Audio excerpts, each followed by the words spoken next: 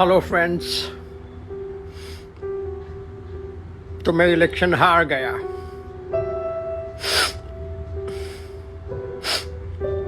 समझ में नहीं आता है मेरा गलती किधर हो गया।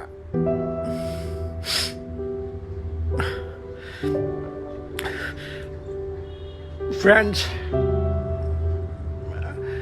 जैसे कि मिस्टर शाहरुख खान ने कहा है, बड़ा बड़ा देशों में छोटा छोटा बात होता रहता है और हार के जीतने वाले को बाजीगर कहता है।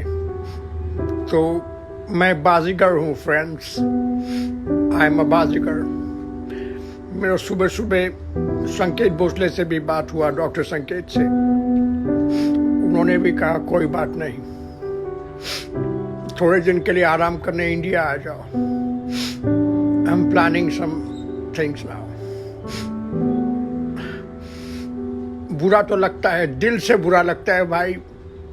Yes, I feel bad, but this is life. ये ऐसे ही चलते रहने वाला है। We have to face it.